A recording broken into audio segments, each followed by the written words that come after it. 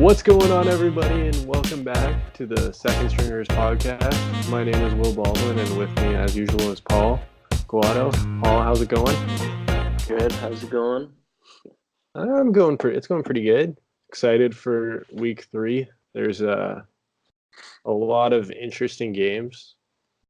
Not as many, I think, as last week, but definitely some interesting games. I mean, the Baltimore-Kansas City game definitely stands out, but we'll get into those a little later because there was a game last night. Yeah. And Interesting game.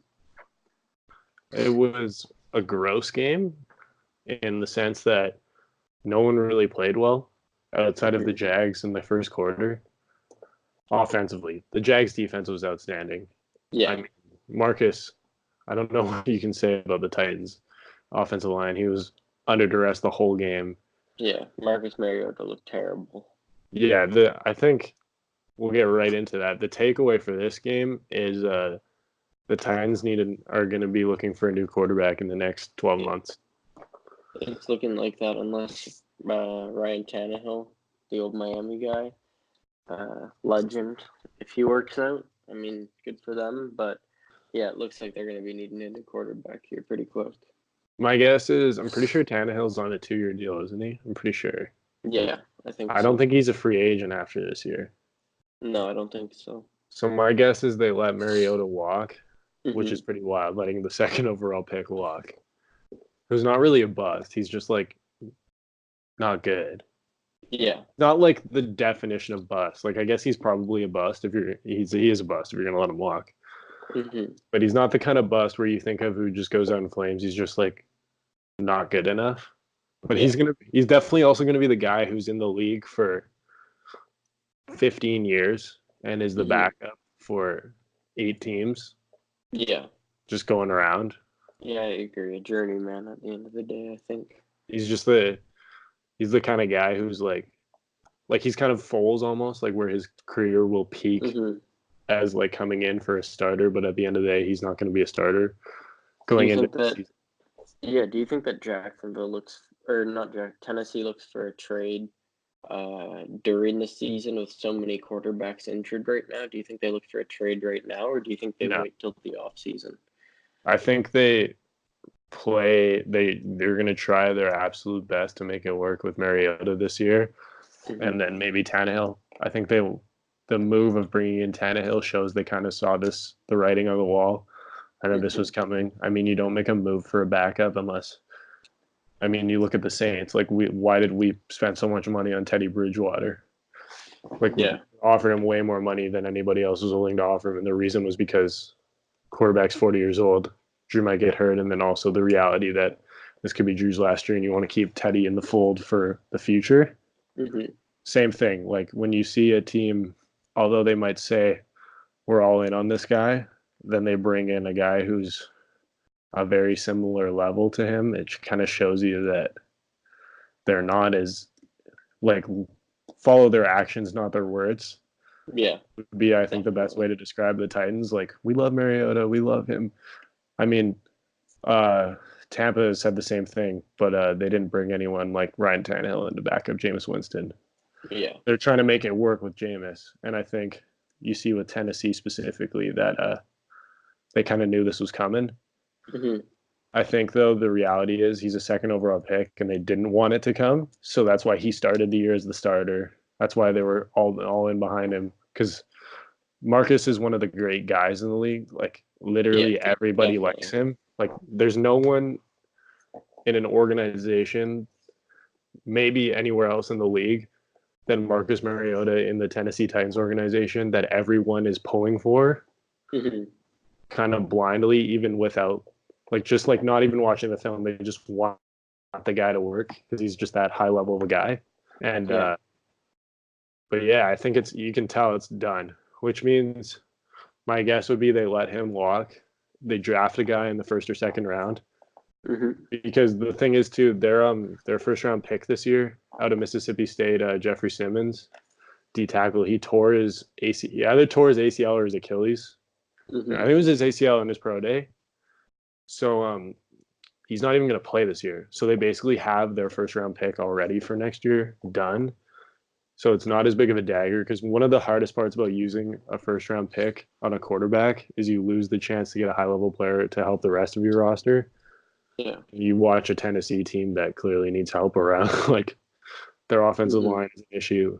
And, but yeah, they're definitely, I think, in the market for a quarterback starting now. And once they draft that guy, it'll be the same thing we're seeing in Washington where Tannehill's going to start 3 games or 4 games or whatever, and everyone's going to pretend like rookie A or B isn't going to take over, and then they're going to take over.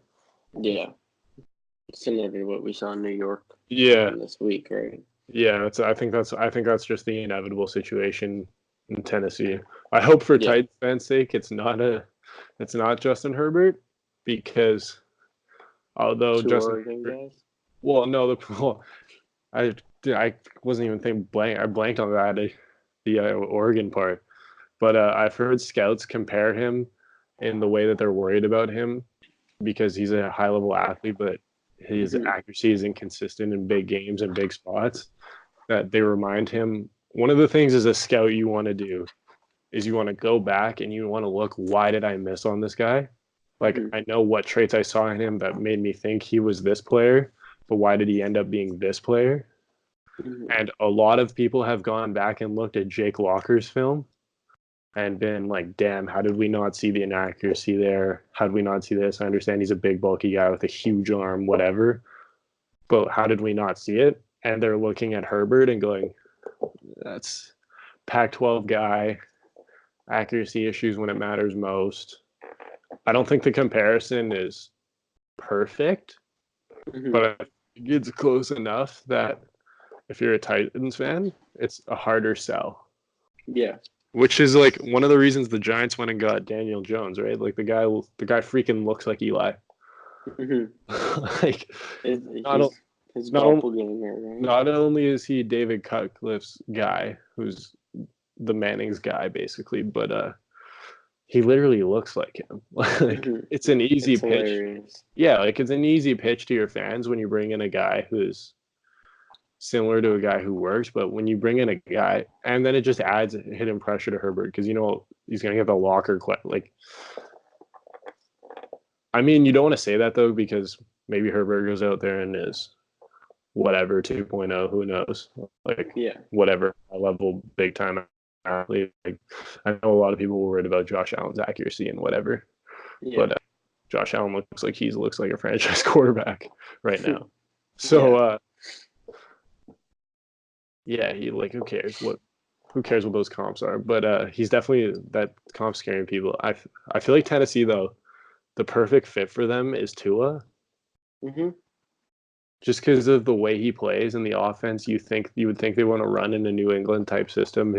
He gets the ball out so fast. Yeah. The way he plays, just like the accuracy he plays with, he's just so precise. Yeah. And I feel like that would really go well with Mike Vrabel and oh man, what's their? I can picture their GM, but they're both straight out of New England. Yeah. So that he would be their guy. The problem is like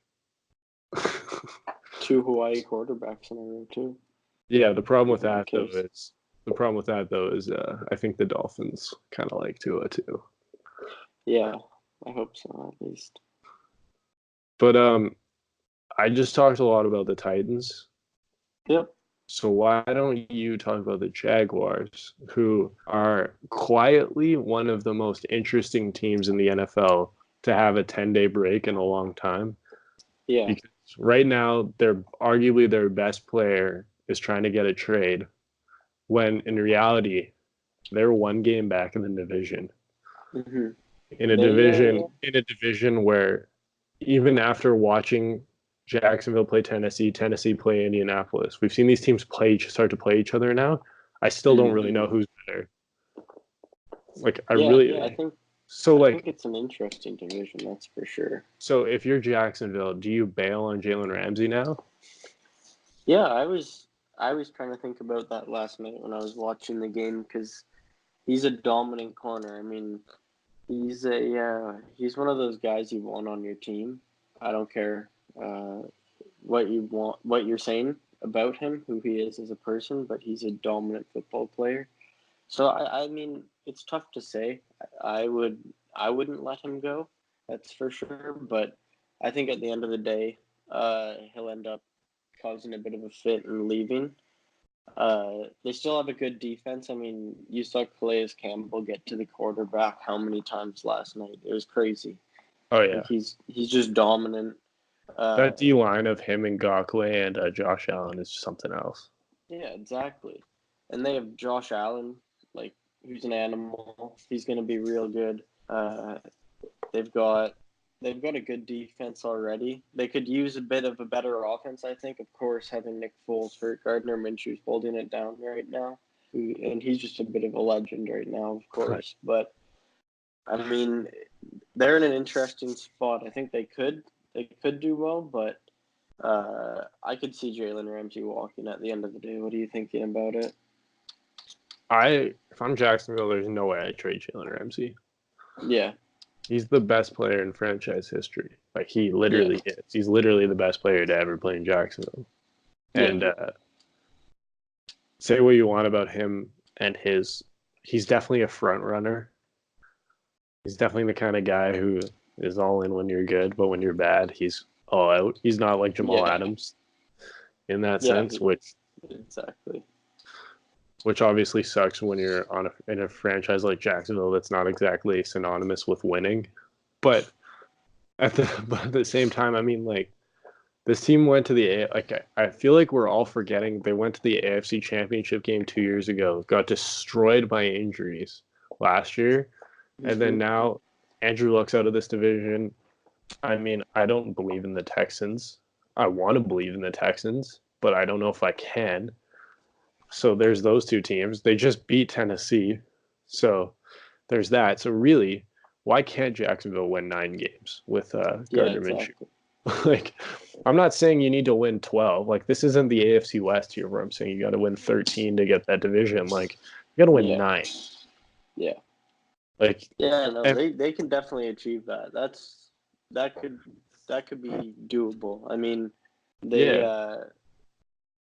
they don't have the toughest schedule in the world. I mean, they play the Bengals, Jets. They got the last place schedule, so.